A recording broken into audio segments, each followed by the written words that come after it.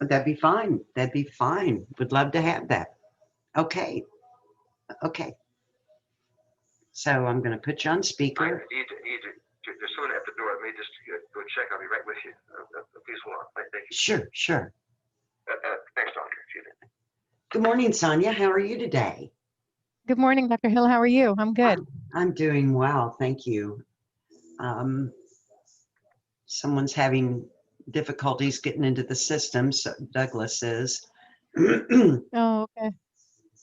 Did you have any trouble at all getting on? No, it took me about a minute. Oh, good.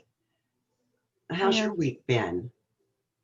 Good, good. My week is almost over because I go back to work tomorrow because work here is from Sunday to Thursday. Oh, wow. Okay. So I'm sorry about that. I'm back. There's somebody at the door. Oh, that's fine, Douglas. Sonia joined in, so we're just sitting and chatting. Good. So we're just sitting and chatting, waiting to see if anybody else is going to be joining us. Sure. Sonia, do you have any questions about the assignment or anything for this week? No, I just had a question about the grading. Will that be because I didn't see my grades yet. I'm not sure if there's a delay or anything. Oh, no delay on your part, hon. Okay. It's been a crazy week. No, that's my goal today. Yeah, I've got 3 classes that I need to get graded, so I'm working desperately to get those done today, but we'll see if I'm able to. But no, it's not you at all, darling. It is just the way the world is right now. Yeah, I understand. Doctor, I had the same question. I had the same question. I was worried about my workmate. I hadn't seen any grades yet, and I've been sweating. Oh no! Buds of sweat wondering if something happened to my work or if there's some kind of a problem. I was worried about it. I was so worried. Oh no need to be worried. You know, my goal every week is to get everything graded by Thursday. But I'm also lead faculty for the Access program, and there's just been a lot of things that have come up this week that had to take precedence over the grading my classes. But we do have until Sunday midnight to get them graded. So just know that I'm trying hard. I will get them done. And I do appreciate your patience for it. The one thing I did want to... My assumption was that you have a lot on your plate and that you're a very, very busy person. So I was just worried that something had happened to my work or that I did something wrong. But I really appreciate your explanation. Thank you so much. Oh, not a problem. No, it's just a constant juggling act every day. And I make a list every morning and it's just amazing. But anyway, nonetheless, I love my job and I am grateful. The one thing that I'm going to go ahead and start, and Douglas, I sure wish you had visuals, but hopefully you can follow along and don't hesitate to ask any questions. Oh, sure, Doctor. Sure, I will. Yeah, thank you. Lisa just joined us, so I just admitted her. Good morning, Lisa. Good morning. How are you? I'm doing well. How are you? Good. We're both in front of water today, so that's good. I have that one too. This type of good. I love those Zoom backgrounds. Well, this is actually when we went to Fort Bragg this August. Oh, really? Yeah, in Mendocino County, right before the fire started. Oh my. Yeah. So you can upload pictures as well? Yes, from my iPhone. I upload the picture onto my laptop. Cool. Well, that's good to know. Yeah. I'm going to have to play. I love playing with I do too. Oh, so glad you could join us this morning. Lisa, it has a Z, and I just have this tendency to want to go Lisa. But Lisa, do you have any questions about anything about the assignment or? Yeah, you know, the AES model, I guess that's something that we're just going to have to learn along the way. You know, we keep trying to simplify it because it really isn't that hard. And I'm so glad that you brought it up, Lisa. It's one of those things that's easier to talk about and to understand and comprehend what's going on than it is to put it in writing.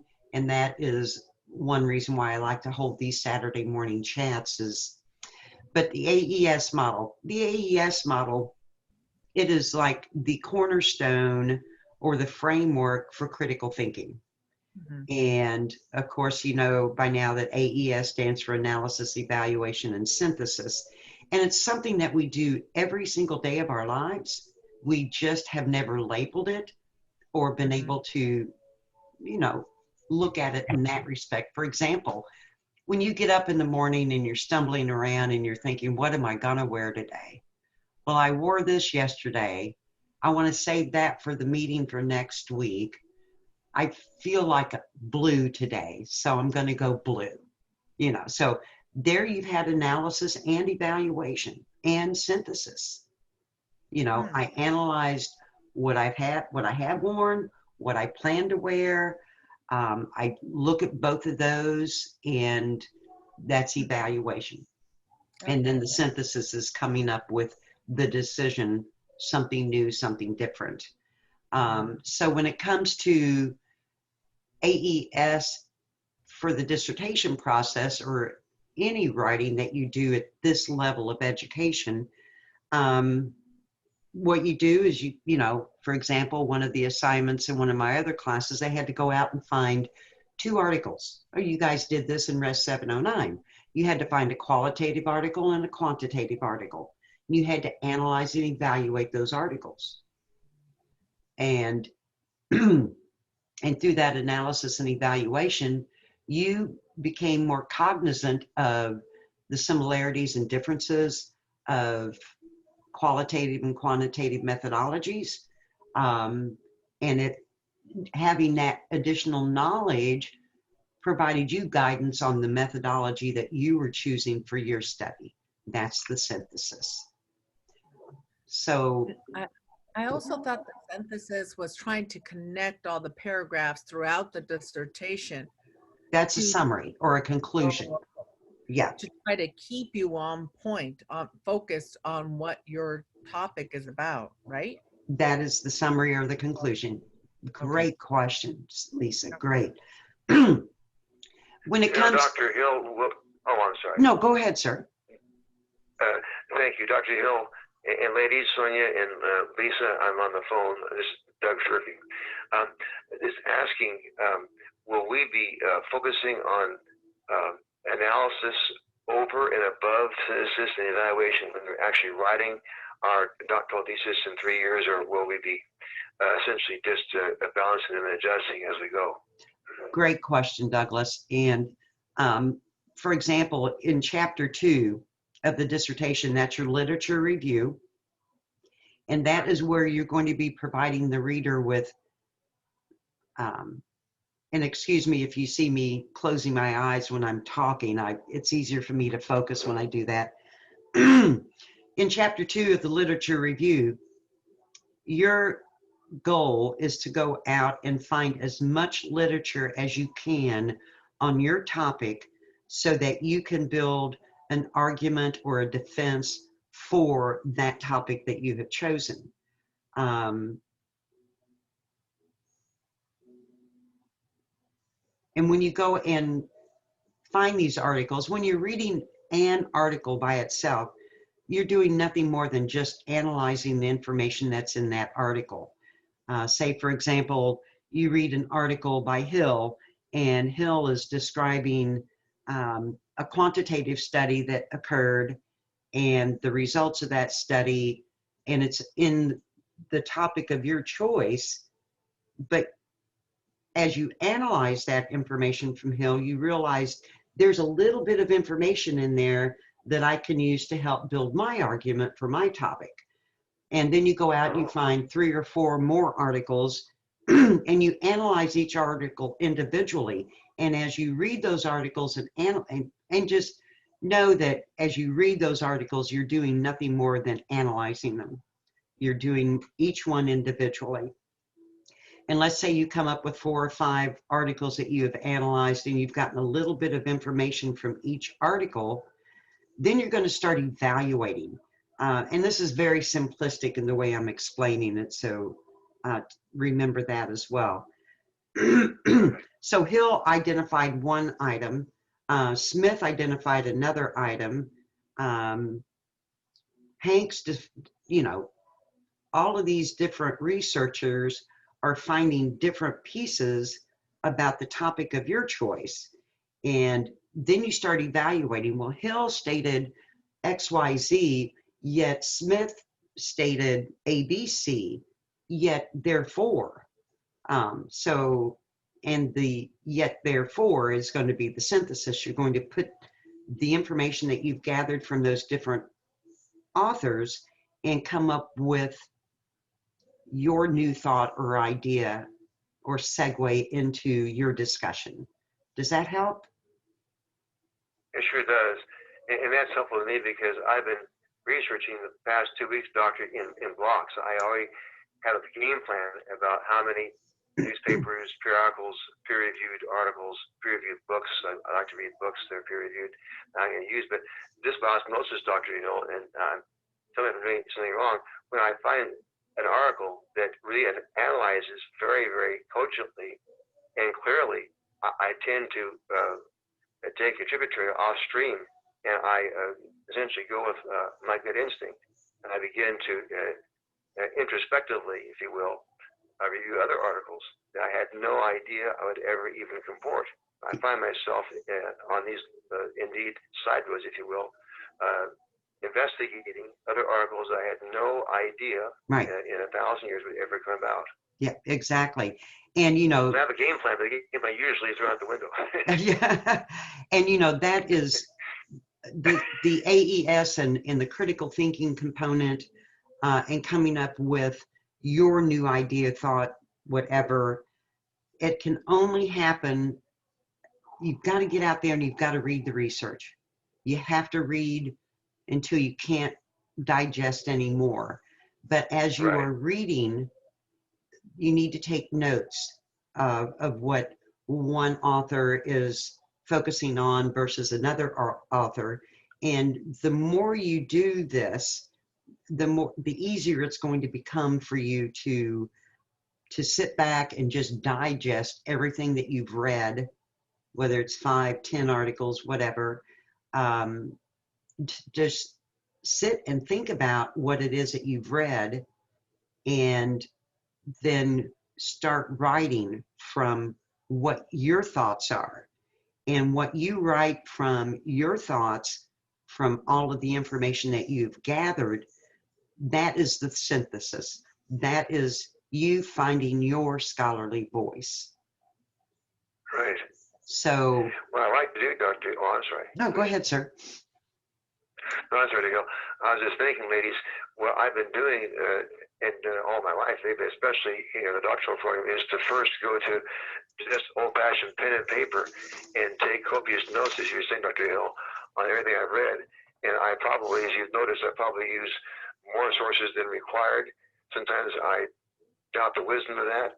But I don't even go to my computer until I have taken copious notes, done the typical old-fashioned brainstorming web for a pre-write, an outline, or a prospectus, and then I begin to think about the computer. But usually, Doctor, I don't even go to my computer until I'm ready to at least write a draft. And then, of course, I can go back and edit, re-edit, and do more research, find new things, and make adjustments. But, and getting out there and doing the research, it also pulls you away from wanting to state your opinions and biases. Because what you write must come from the literature. And that's right. So, it's at this point in the journey where you all, if you haven't yet, you need to spend a minimum of 15 minutes a day on your topic, on research. For example, a colleague of mine and I are getting ready to collaborate on writing an article. And so right now we're just taking 2 to 3 weeks of doing nothing but finding research, finding articles on that topic. And as we, review the articles, then we start pulling pieces out and it starts making better sense to us. If you all have not started integrating that, a minimum of 15 minutes a day, and whether you spend, let's say today you've only got 15 minutes, but go find some articles in that 15 minutes and put them in your file. And then let's say tomorrow you've got an hour that you can spend. Then you can start reading those articles and always pay attention to the references in those articles, because that's going to lead you to new information that you probably never even thought of. But, you just have to start living and breathing this journey. There's a great t-shirt out there somewhere I saw one time, and it said, "I'm sorry, I can't, I'm writing a dissertation." And, it's very apropos, because this needs to become one of the main focuses of your life until you're done, because that's what it takes to get done. But I encourage you again, a minimum of 15 minutes a day, whether it's finding articles or just reading one article, which also provides me an opportunity. We all know that,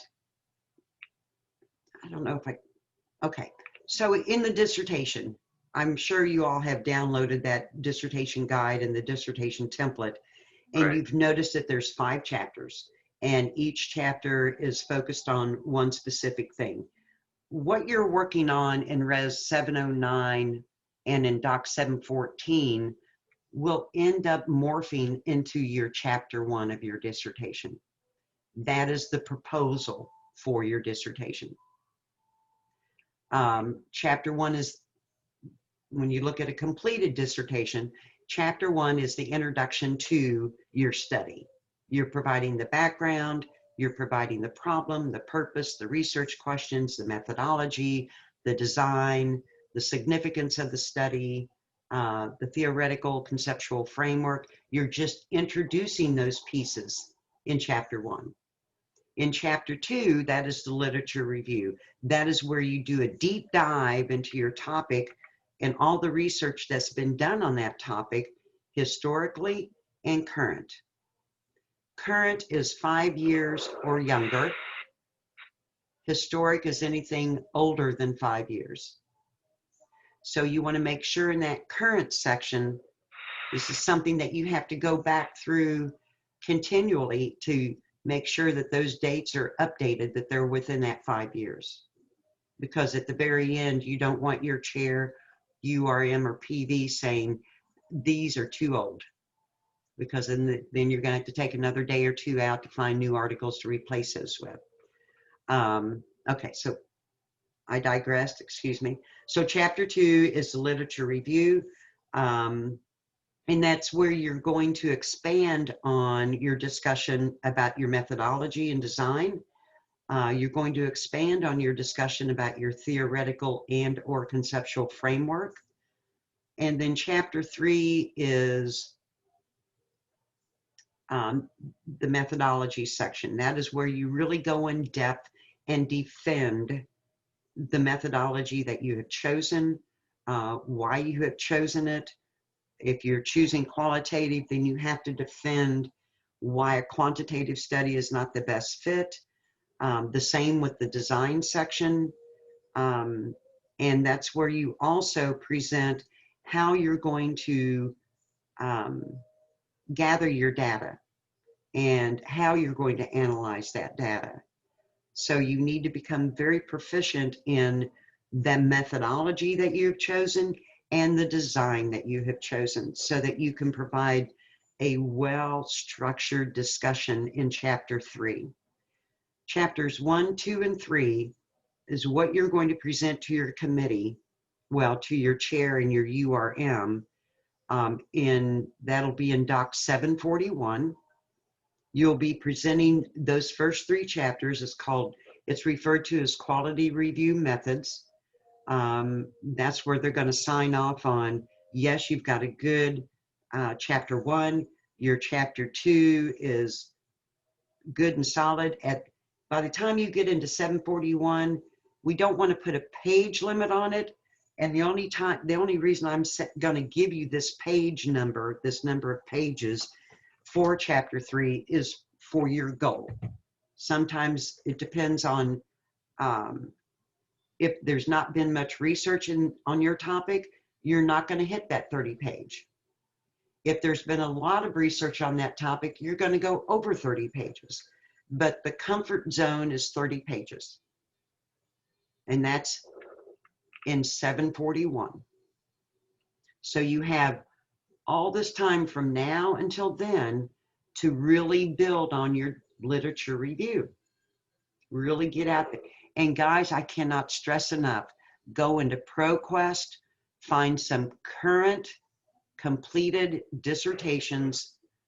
I always encourage students, find a well-written dissertation that's using your methodology, find a well-written dissertation that's using the design that you've chosen, find 2 or 3 well-written dissertations on your topic. Because you can use those as guides. Not that you're going to copy paste anything from them, but it's going to give you an idea of how those areas are structured. How you're going to see how it goes from very broad to very specific in each of the areas. So go out there and find some good, solid dissertations. And I would encourage you to stick with UOP dissertations. You can filter those in ProQuest to just identify UOP. But you want to focus on dissertations at this point, I'd say in the last 2 years. And you're going to find some extremely poorly written dissertations. Just know that those are what we consider our legacy students. They are the ones that started the process before we brought into this new structure, this new dissertation process structure that's only been in existence for 2 years. That's why I give you the 2-year mark. But once you start looking through these dissertations, you're going to immediately be able to recognize a good one from a bad one. There's going to be poorly written dissertations no matter what university you go through. But there's going to be some exemplary dissertations as well. This is your research. This is your first time at doing research. Be easy on yourself. Don't expect perfection because the lessons that you, I see that smirk, Lisa, because the lessons that you're going to learn through this process are the lessons that you can take with you when you do follow-up research after your dissertation. It's like whenever you're teaching a child how to walk, you know, those first steps are so wobbly and they're going to fall on their butt, they're going to fall on their face, you know, they're going to be crying. Look at this first research process similar to that.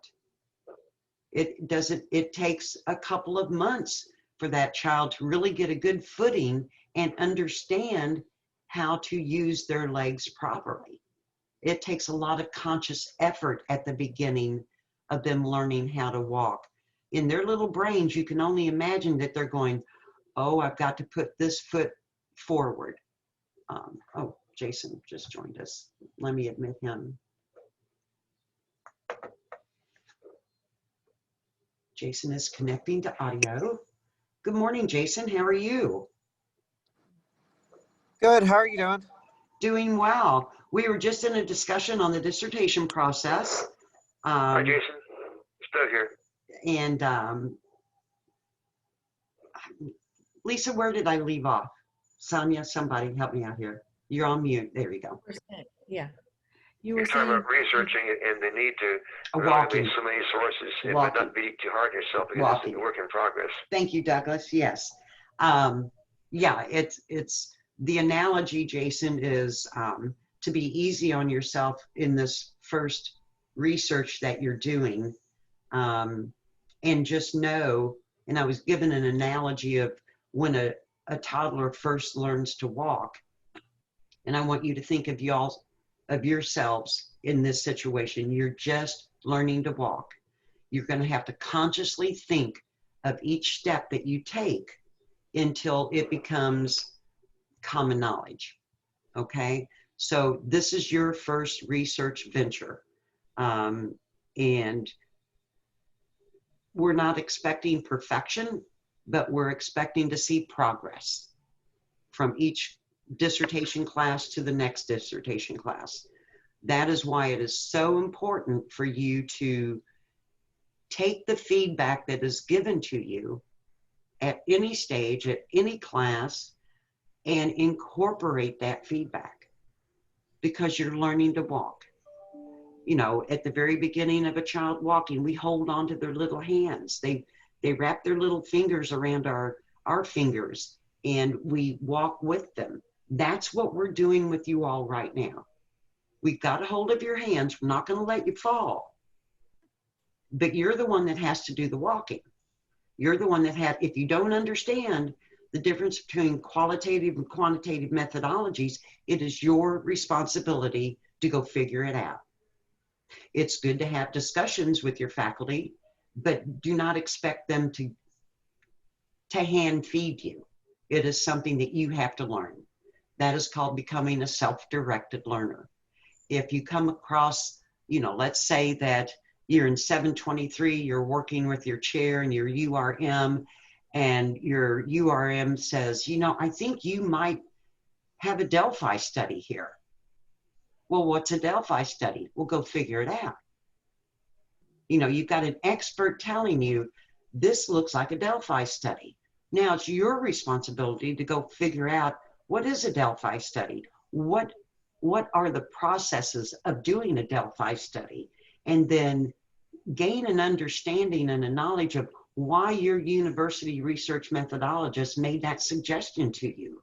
Now, after you, and I also want to bring this point in, after you do your research and you really understand what a Delphi study is, and you still have a firm belief that you have a better case study than a Delphi study, then you need to be able to present a solid argument to your university research methodologist on why you feel a case study is more appropriate. And so, you know, this is your study. You have to defend your choices. And it's very likely that you're going to come, university URMs. I'm just going to go with the URM. But, you know, I've worked on a couple of dissertations where the URMs encouraged, well, actually, I'm just going to use one of I've got one mentee, she's getting ready to start gathering her data, but whenever she was going through Res 709, the instructor she had encouraged her to do a grounded theory. When she got into 723, another person told her, this is not grounded theory. What you have is a program evaluation. I was telling her all along, you need to look at program evaluation. This is not grounded theory. Grounded theory takes years and years and years and years. How long do you want to be in this program?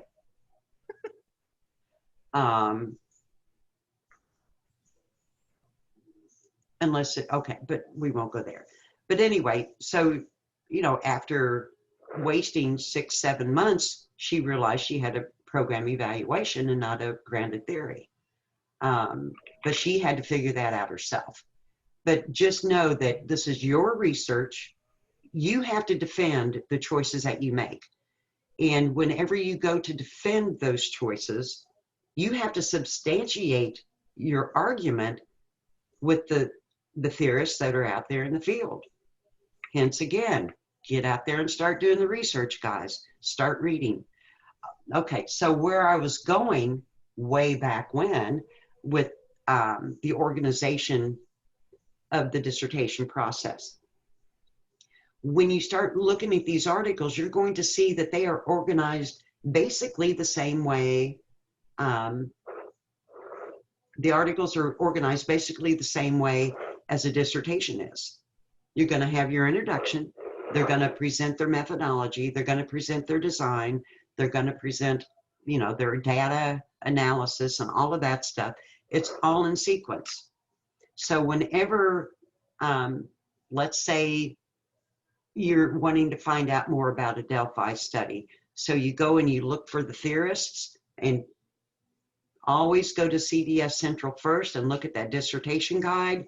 There is a ton of references for each of the methodologies and designs. All you have to do is go find them. But my ADD is kicked in this morning, guys, so bear with me here.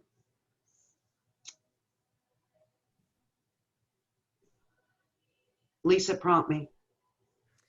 Okay, you were saying that as far as we need to continue to look for CDs in CDC.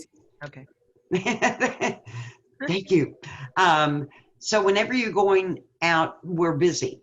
You know, all researchers are busy. We just have extremely busy lives. And so whenever we go to find an article, let's say we're wanting to find out more about a Delphi study, we go and read some literature that the founding theorists have written about a Delphi study. And then what I do is I go and I find some articles that have used Delphi studies. And because I am so busy, I'm not going to read the entire article. I'm just going to immediately go down to the methodology and the design section to find out what it is that I need to know. So that's important that you keep that in mind. Don't feel that you need to read these articles word by word. Just use the articles for the information that you're looking for at that time. That's going to save you a lot of time.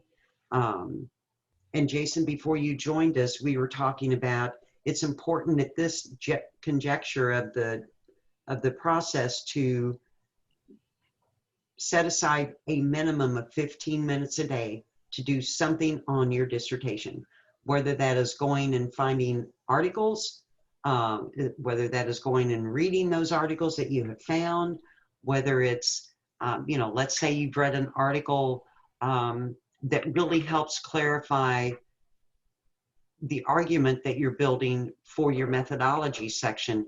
Pull up your whatever part it is that you're working on, whether it's your prospectus or your chapter 1, pull that up and put that information in there when you find it. Always think about building on your dissertation every step of the way.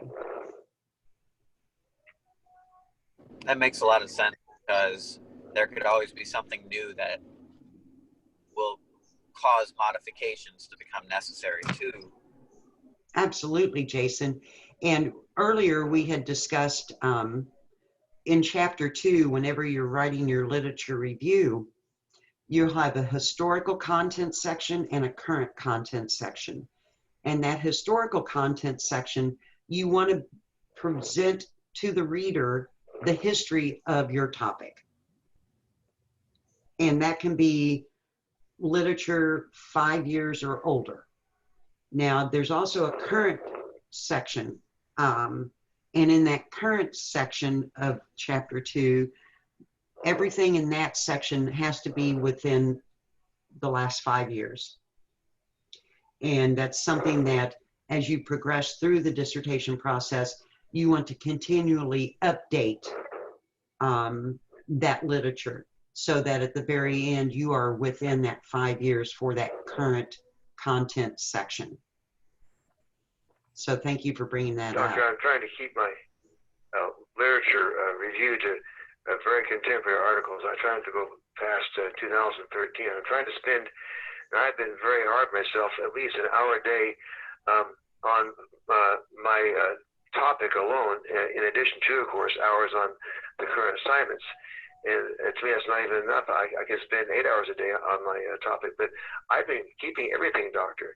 Even if I find a peer-reviewed article that I don't think I can use, I take notes.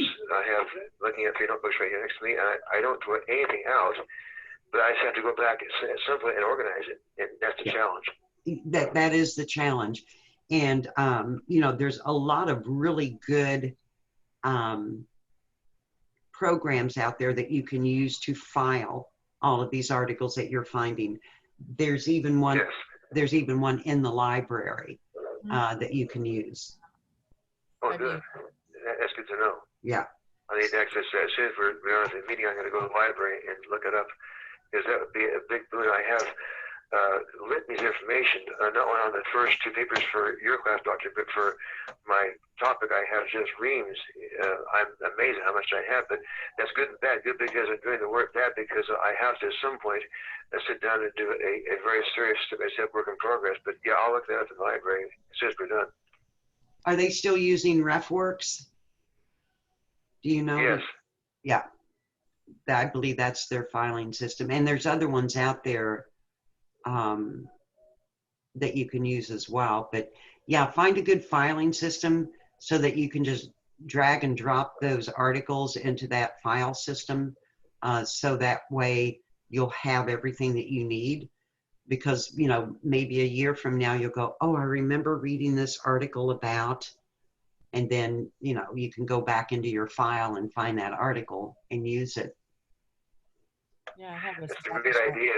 I did that this week with my ULP coursework. I had, like all of us have, I'm sure that Jason, Sonia, Lisa, whoever else is there, I'm so sorry I can't see you, had the same challenge. I had probably hundreds of documents already written in these first few classes, and I couldn't make head or tail of it, so I created a file for RS 709, for Doc 700, for indeed every class, and for our class presently, Doc 714S. And that's the same system. I just have to go back and make it much larger than what I have so far for our classes. It's a work in progress, so I have to go back and reorganize. Yeah. Okay. I'm Yes, kind ma'am. of in the same system myself. I have a folder for every single one of my classes. I've kept for years now, everything scanned in stuff before I was doing that. And I really need to look into this one that you just mentioned for the library, because it might be better than what I'm doing for my references right now, which is a huge Excel sheet, which I thought was organized, but the more I add to it, the more difficult it becomes. Yeah. Yeah. I'm sorry, I am using what Dr. Hill just suggested on the ProQuest. I know there's a filing system, and I have my own library going in that folder. Yes. Yes. And it's so much easier. It is. And guys, you know, I encourage you to always use our library. It feels cumbersome at first, but the more you use it, the more you'll get used to it. You're going to have access to this library for the rest of your life. Do you realize that? Isn't that cool? Yeah, once you become an alumni, you will have access to our library for the rest of your life, so that you can, Cool. I know, so that you can continue doing your research. And I also encourage you, if you've not been introduced to our research hubs, research center yet, have y'all been out there and looked at the research centers? Oh my gosh, you talk about a wealth of information and researchers who are just chomping at the bit to help students with their research. So, you know, go out there and find the research centers. There's 3 main research centers. One is focused on education. One is focused on diversity, and the other one is slipping my mind at the moment. I'm involved with the Educational Research Center, and it is the most active. But there's some excellent people to get in touch with, and good articles and everything, but a lot of help is there. They also offer a dissertation to publication workshop so that whenever your dissertation is completed, you can go through this workshop and they will help you get your first article published. Oh, cool. Yeah. That's a wonderful tool. Yeah, it is. And That's you know, wonderful. and speaking of this, I also want to encourage you guys to really build a good, strong chapter 2, your literature review, because I have seen many students take their literature review and get it published That's cool. before they're done Right. with their dissertation.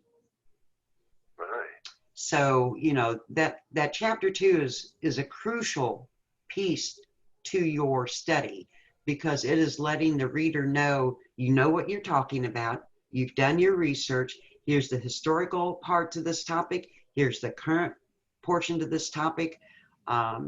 So it's good stuff. It's exciting stuff for y'all. Very exciting. So, Dr. Doctor, Hill, I had a system. I heard Jason make a good point. Thank you, Jason, for your input. Thank you all for that matter.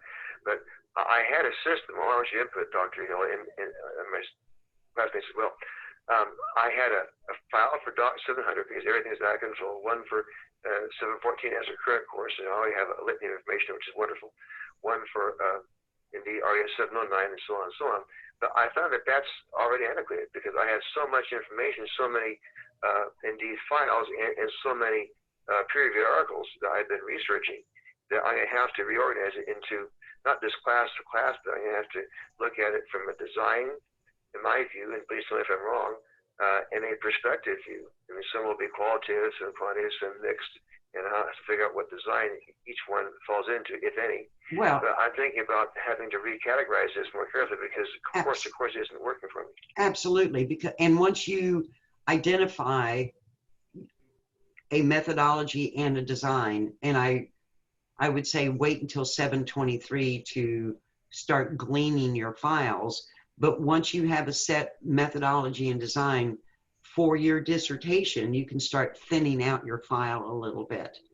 You know, Oh, that's right. because you don't want to keep everything because it just becomes too cumbersome. Sonia, did you have a question, hon? no, I was going to ask, so I know in Res 709, we got to the portion of the theoretical / conceptual component of the dissertation. So should we automatically, as we're doing research, continue writing or wait for assignments? Oh, continue writing and just know that it's a fluid process. It's very organic.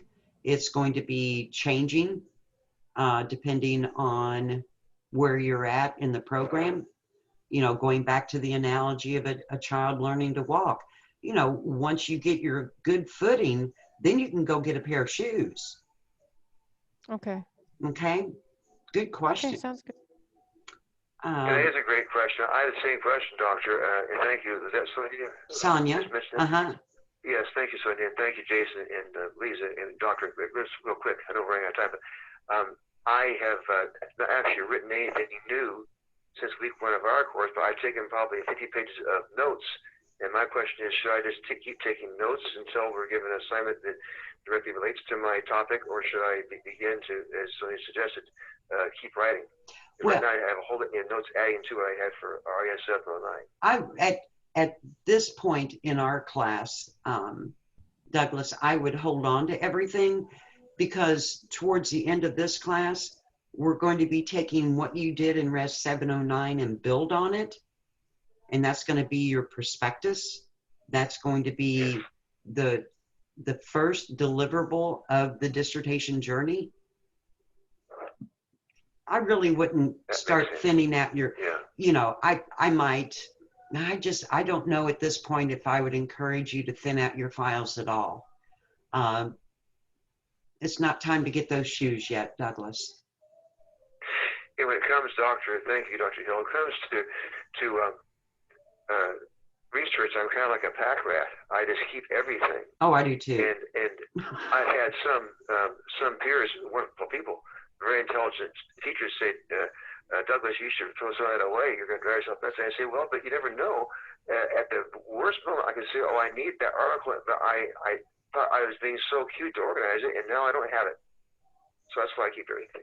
Yeah, and you know, it's important to know that fine line between being a pack rat and a hoarder, Right. because you can have so much stuff in your file that it's overwhelming, that it creates chaos more than it does organization. Mhm. But you'll That's true, too. but you'll know that when the time comes. Yeah. That's true. That's true. Yeah, I'll know when it's getting to be a hoarding case, and I can begin to systematically eliminate. Now, I think that comes down to what we discussed in RSO9. Dr. You discussed it too in week 1, I believe. Being able to use intellectual information or intellectual intelligence to be able to look at information that you need and know what you do need and what you don't need. Yeah. Something called information literacy. They have different names for it, as you know, but I think the key to that is knowing what you have to have, what you might have, and what is wonderful is information, but it's not helpful. You don't really need to have it. Exactly. Okay, so Lisa, did you have a question? Yes. When do we actually come in contact with the chair and the URM? You will be introduced to your chair and URM. I'm going to cheat and look real quick, Lisa.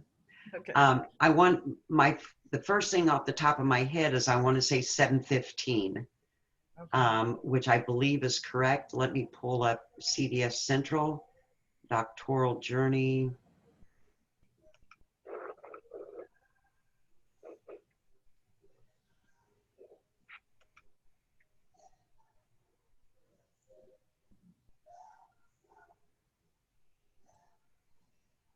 I believe it's in 7:15.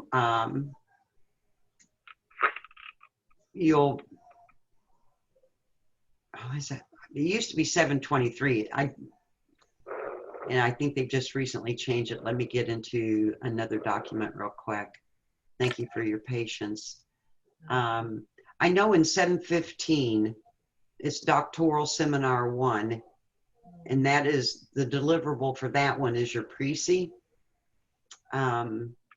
And I know you're going to be working with a methodologist then. Maybe it's not until 7:23 that you'll be assigned a chair.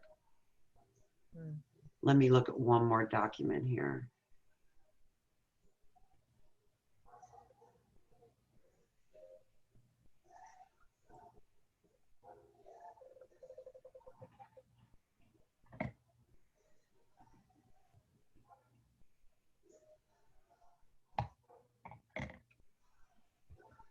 So much information. Here it is.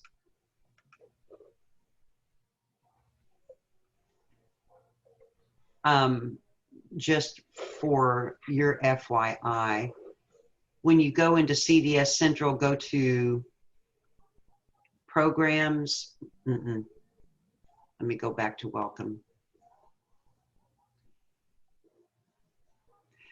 Go to doctoral journey. You want to click on phase 5. And there is a document in the right-hand navigation bar at the bottom. It's a PDF file, and it's labeled New Program Guide to Dissertation Committee Roles and Responsibilities. And that document, if you go to page 3, there is a nice little organized graph, I guess you might call it.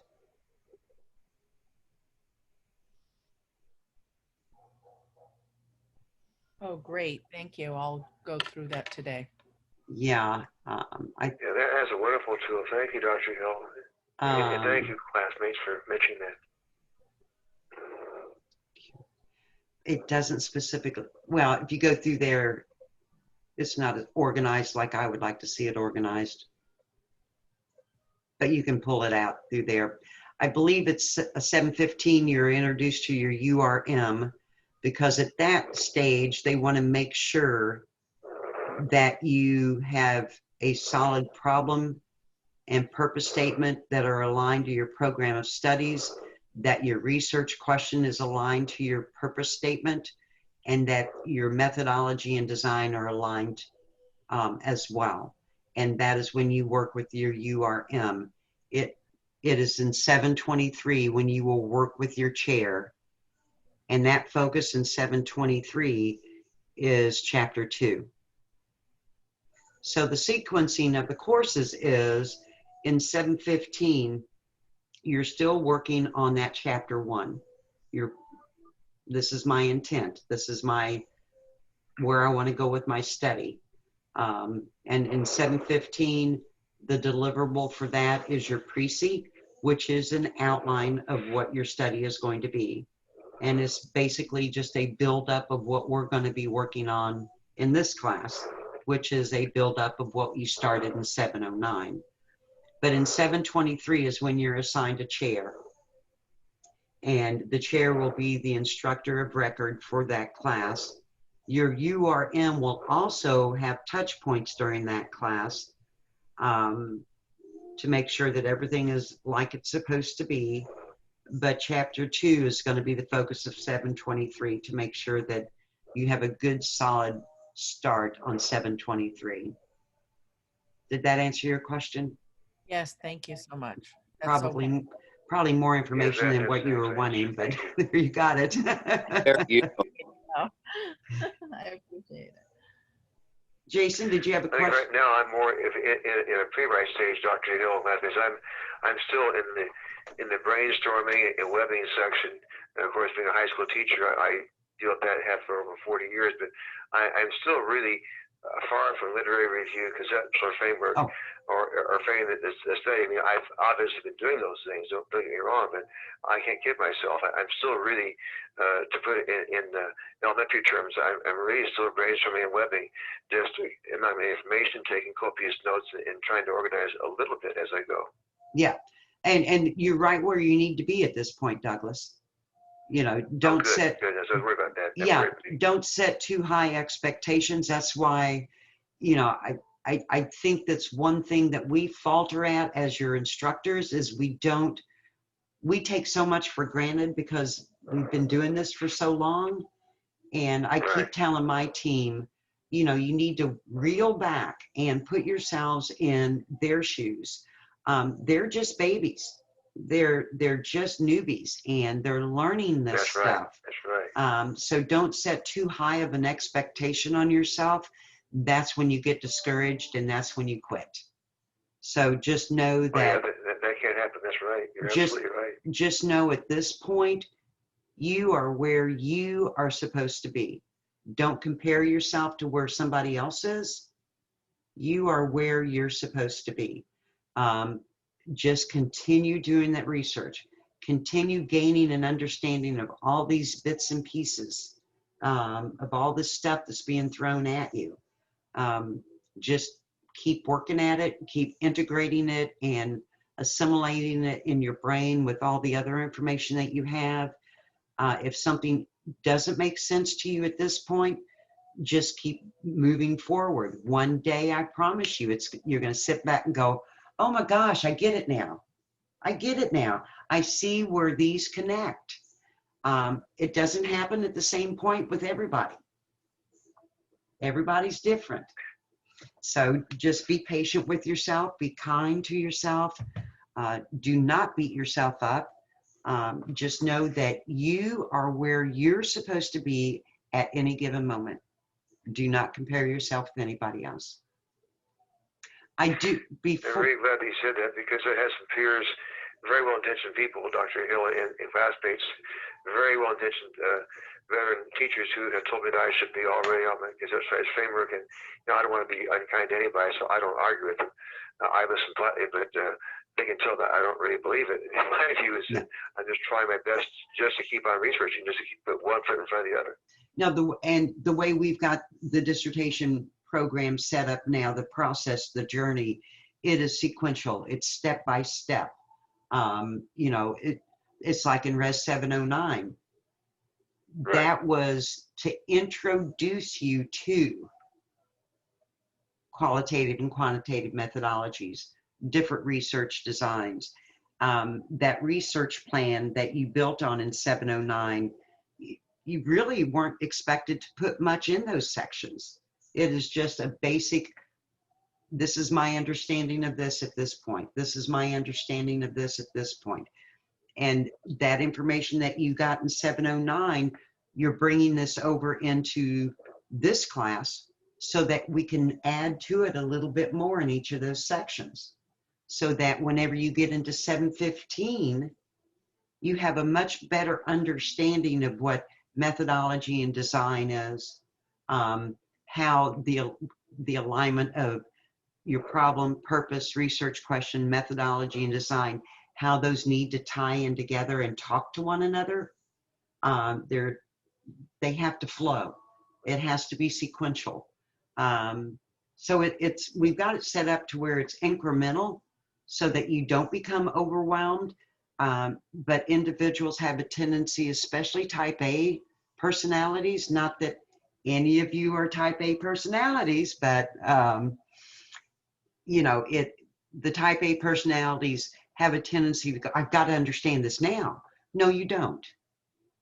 You only need to understand the pieces that are being given to you at this point in time, and just trust the process, because the more you go into the process, the more it's going to click, the more it's going to make sense. I want that to be your mantra, guys. I'm going to trust the process. Okay? It's organic. Yes. This is an organic process. It unfolds slowly, and you just have to trust that process.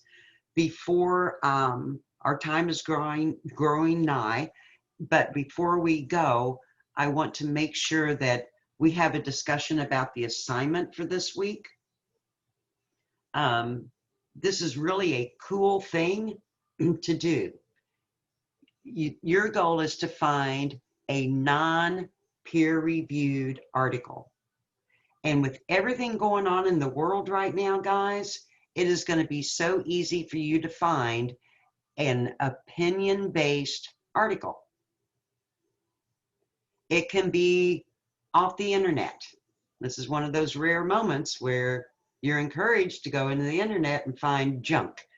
You're wanting to find junk, pure junk, non-scholarly junk, something that is an opinion-based article that is strictly from one author's perspective. That is your goal for this.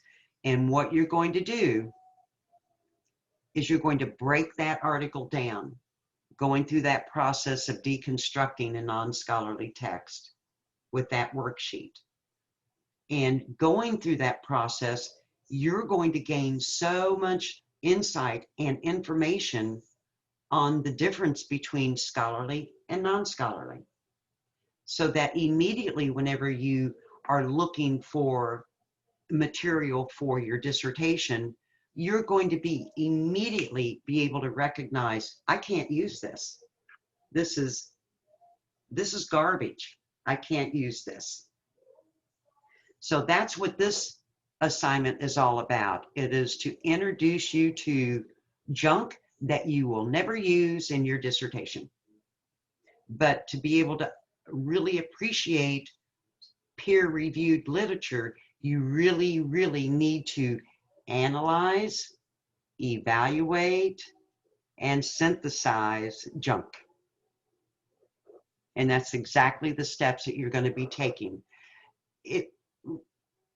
And this is something that is really hard to put in writing. Again, this is why I like to do these Saturday morning chats. Everything is building on everything else that has been given to you. For example, we've been discussing biases, opinions, personal perceptions, things like that. And that is to guide you into recognizing good peer-reviewed literature. Because when you find peer-reviewed literature, you're going to be able to you're going to be able to notice that that author is really presenting information in as a non-biased way as possible, so that you have the facts. You're a fact checker now. All this fact checking. It's like, oh, it's frustrating, but in the same sense, it's like teaching the public to become critical thinkers, and I like that. Don't take anything at face value. Go do your research. Be a fact checker. If anything you read or hear or see, don't take anything at face value, guys, especially coming up. And I'd like to keep politics out of this, and you'll never know my stance.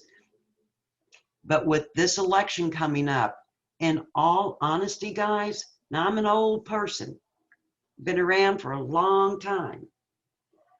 This is truly the most critical presidential election that our nation has ever experienced.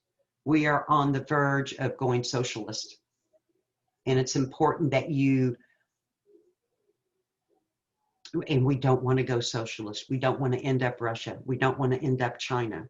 But get out there and do your research and make a good, solid, critically thought out decision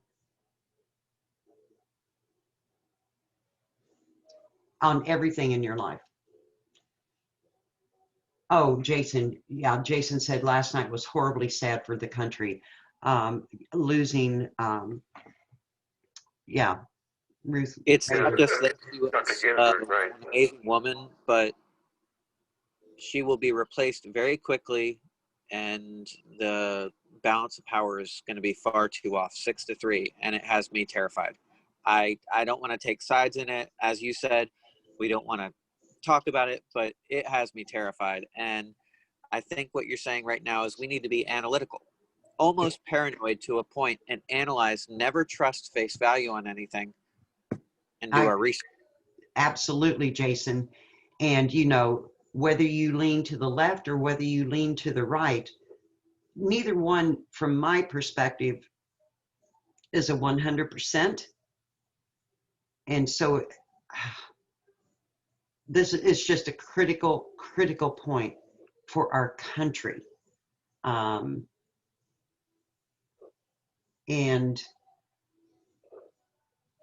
whether you like or dislike either one of the presidential candidates, really look at all aspects of those candidates.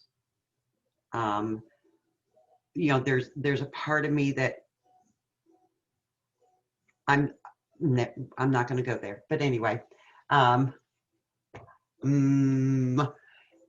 is a critical point. I'm sorry. It's critical. It's very crucial to our country. It's crucial to our future. And as Jason was saying, the court may go 6-3, but whether you're a left-leaning person or right-leaning, the court will surprise you. And look at what John Roberts has done. Sometimes something that's supposed to be conservative ends up being liberal, and vice versa, to use, forgive me, general terms, simplistic terms. So it could be 6-3, it could be 7-2, but you never know. Sometimes people who you think will vote one way do not do at all what you anticipate. They end up being quite opposite. So for those who have one particular perspective or the other, never give up, because you might be surprised at the outcome-based results. Lisa, what were you saying, hon? I was going to say, if I may, I think it's better to focus on, like you said, not the one extreme or the other, but the general bigger picture in all of this. Yes, ma'am. And I think that is, when I was growing up, my parents were solid Democrats. I mean, you just didn't vote anyway but Democrat. And it was like, so it's like Democrat. And now I'm thinking, what? They're not the Democrats that I grew up with. It's not the same Democratic Party that my parents we're 100% behind. And it can be said about the Republican Party as well. Exactly. My parents were 100% Republican, and it's not the same party anymore. So No. that's, I'm trying to base my decision on the broader, general, grander scope of everything, and weighing all the options. And what I'm doing is I'm looking at both sides and pulling my opinions out of it, looking at it for what it is. And I'm also looking at the future of our America. Absolutely. My father fought in World War II. He landed on Anzio Beach. My father did not sacrifice his very young years. He even lied to get into the service. He was 17 when he got in. And that was his choice. But, you know, and it's like, lived through the Vietnam War. It's like these men and women did not sacrifice their lives and their livelihoods for what is occurring in our country today. Exactly. And why is this occurring in our country today? And what's the future holding?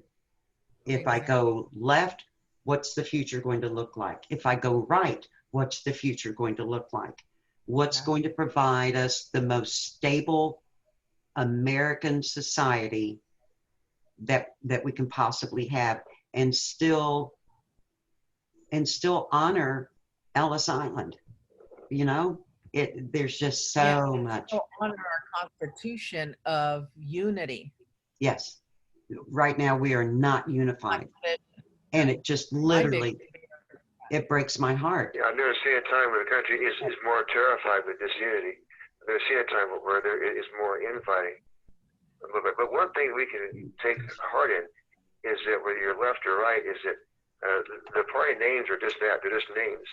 Because as we said, Dr. C said that the Democrat Party of the 1930s is not the party of today.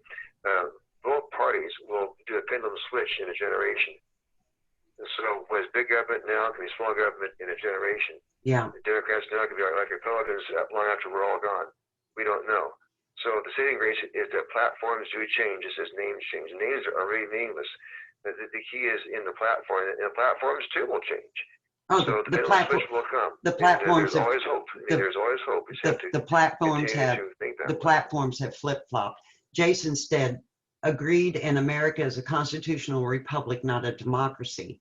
The people need to voice their opinion peacefully and unified. And I 100% agree, Jason. You know, I really feel from what I have read and the information that I have gathered that Antifa is real,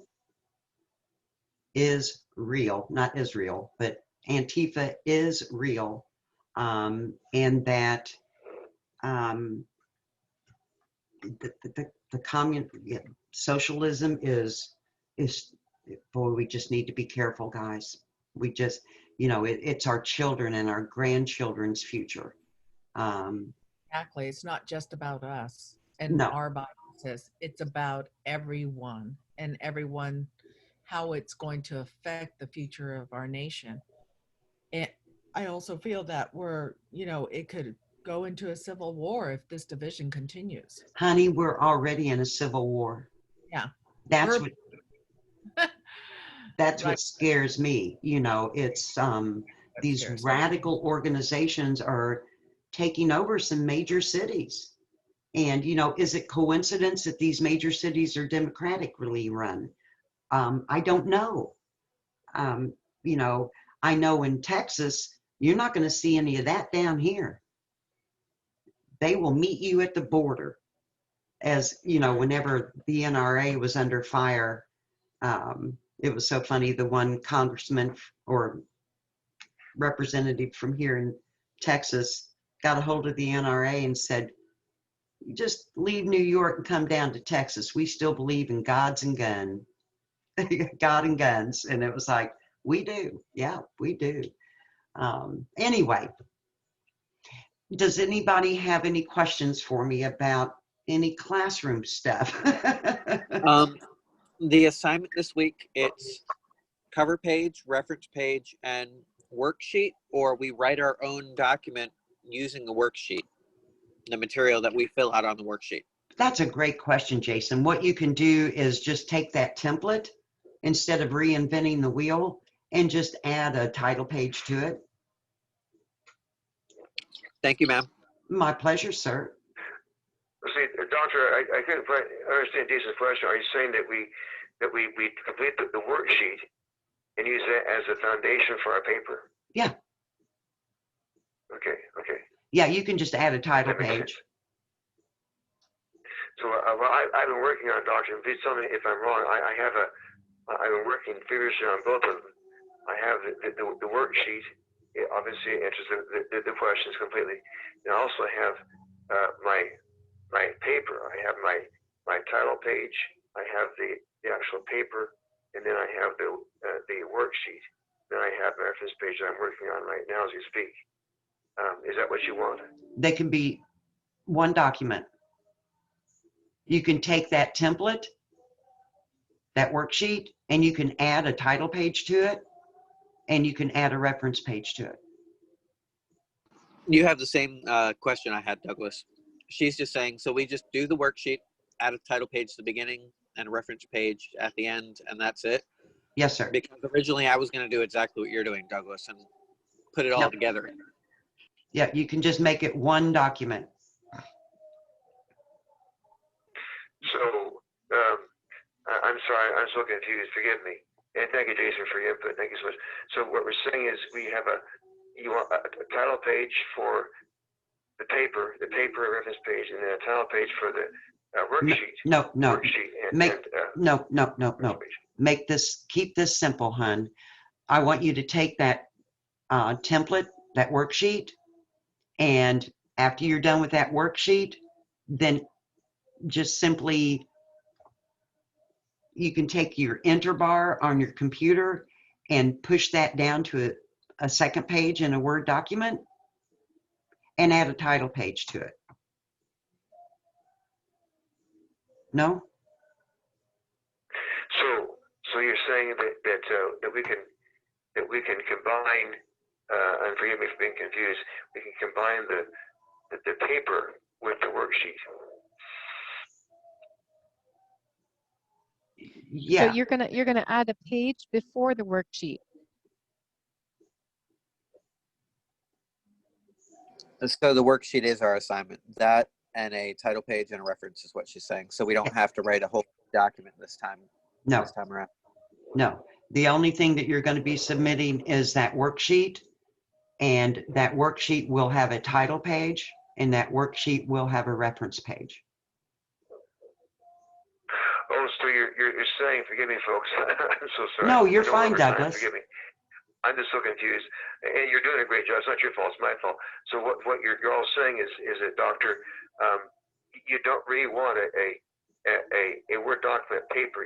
You're focusing on the worksheet with its own title page, obviously the worksheet, and the reference page. Yes, sir. And that worksheet is a Word document. Dr. Hill, last question, I promise. For the recording for the Zoom call, is there a way to re-listen to the Zoom call or no? Yes, I will post the link to the recording in our classroom in an announcement. Or maybe, Okay. I tell you what I'll do. I'm going to put it in as an extra discussion thread like I did last week. And if y'all will go in and talk about how wonderful and good this chat was, hopefully that would encourage some of the other members of our class to join us next Saturday. Yeah, because I think there's a lot of good information that the class can listen in on. I agree, Sonia, and you guys have brought some excellent questions which have really prompted these discussions. So yeah, that's what I'll do. As soon as we're done here, I'll start a discussion thread in this week so that you all will you'll be able to go in, and I will accept it as what part of your participation. Okay. But anyway, I'll start a discussion thread and encourage y'all to go in and share what wonderful information has been given. And Really missing out. They're really, the rest of the class is missing out on this discussion. A lot of great information. I agree. And, you know, but until you attend one of these, you don't know what you're missing, you know. True, and apologies for being late. I was dropping my kids off at the airport, and then I had to get to the side of the road so I could get logged in. Oh, but Jason. Thank you, everybody, for bearing with me and and Dr. Hill for stepping back a little bit to explain what had gone on already. I was trying my best. I apologize. I usually try not to be late for Jason, things. no apologies needed. I'm just so glad that you were able to make the chat this morning, and I hope your children got off safely. But yeah, so that's what I'll do. I'll post a discussion post, and you guys will have that opportunity to go in and talk about how wonderful this is and encourage your other classmates to join, and I will count it as participation. So it's a win-win. Okay. Thank you so much. Y'all have a great weekend. Be safe, and talk to you soon. Okay. Thank you. Bye-bye. I have a quick question, and thank you all for your contribution. Thank you, Jason, for your excellence. And likewise, Sonia, Lisa, anybody when I mentioned you, or when I made it, forgive me. And Dr. Hill, thank you for your wonderful help. I have a quick question. Again, I'm still worried. I think what you're saying, Doctor, is, again, forgive me, I know I'm wasting everyone's time, forgive me, but I'll make this short. You want a title page, the worksheet, and reference page, but you don't really want a paper. So I've already written an 11-page paper. An 11-page So paper on what? Just to keep that for my own enjoyment. You want me to omit that paper, just include the title page, I'm so sorry, the worksheet and the reference page, but keep the other material for my own enjoyment. I'm curious what this 11-page paper is about. Well, I was just writing about the article, and I was responding to all the prompts that you gave us, things to keep in mind with the AES format. So I was just breaking down the article. Oh, darling, you're working way too hard. Yeah, I broke down the article for assumptions or context clues or embedded context. All you need to do. I have 11 pages already written. I just want me just to kind of keep that for my own amusement, or what you do with it. Yeah, just all you need to do, Douglas, is to fill out those cells in that template. You know, it doesn't have to be an 11-page paper. And then, you know, you'll notice that I think I even mentioned this in a response to somebody's discussion this week. Right. The explicit and implicit, finding the explicit and implicit meanings as well. That's the analysis part. Evaluating the author's support for assertions and conclusions. That's the evaluation part. Identifying gaps and evaluating the author's thinking. That is the synthesis part. So, and then coming up with 2 questions, that is an opportunity for you to do some critical thinking, you know. Right. What are 2 questions that you would require the author to think about? So I don't want to, if you send me an 11-page paper, darling, I am not going to read it. No, I don't blame you. No offense, Douglas, but I know. no, so if you download that template and all you need to do is to add a page before that template and a page after that template, the page before is going to be your title page. The page after is going to be your reference page. Just submit one. Submit. You're only going to submit one document, just one. So, Doctor, you want me just to keep that 11-page paper for my own amusement? Yeah, you can make paper airplanes out of it, or start a bonfire. So you want in-text citations? I'm sorry. No, go ahead. I'm sorry. You want in-text citations inside of the worksheet? I want you to follow the worksheet. Keep it simple. What I'm saying is to have reference. Douglas, want to have Douglas, in-text Douglas, citations in the Douglas, worksheet, Douglas, right? Douglas, kiss, Yes, sir. kiss. Keep it simple, sweetie. Keep it simple. Hello? Are you still there, Douglas? Yes, I'm listening, Doctor. Okay. Yeah, you're making this much more difficult than what you need to. This is just an exercise for you to deconstruct that opinion-based article that you found. That's all. Just answer the Okay. questions, provide examples from the text. No citations are needed because it's just from one article. Just provide me the reference to that article. Okay, so then the reference page should just be where article shouldn't be any supplemental references that I may have used. Correct. You're just, Okay. the only thing you're doing is you're deconstructing that one article that you found. Right. That makes sense. If it Awesome. makes you Glad that you feel better, clarified it. Douglas, Thank you, Jason, for the question, because I was going to submit to poor Dr. Hill 11 pages of information. I'm so sorry. Oh, no, I'm so no sorry. apologies needed. No, Jason, what were you I feel saying? bad. I feel bad about this. No, don't. I was just going to tell him if it makes him feel better. I was doing the same thing. I was trying to go and find other articles to back up my opinion. And it was causing Right. a very large document.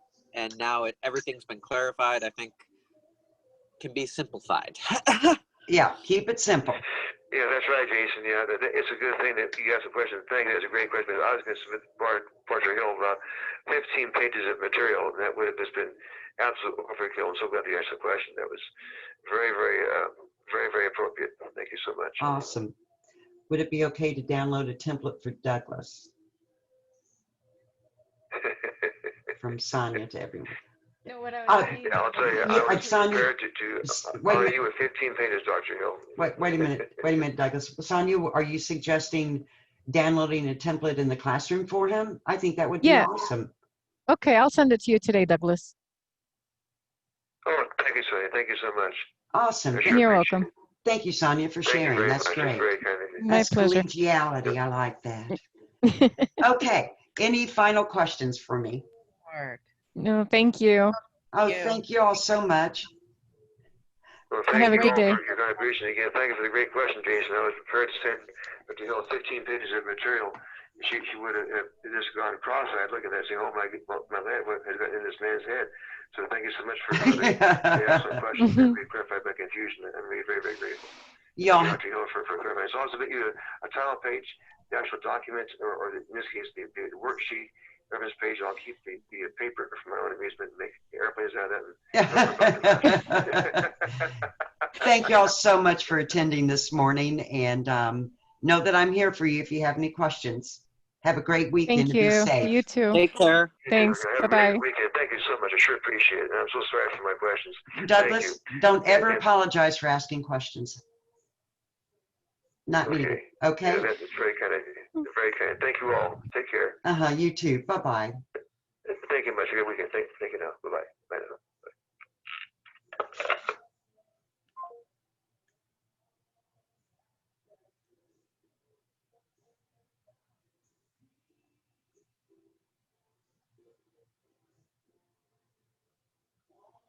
It's me returning your call. I'm in class on break.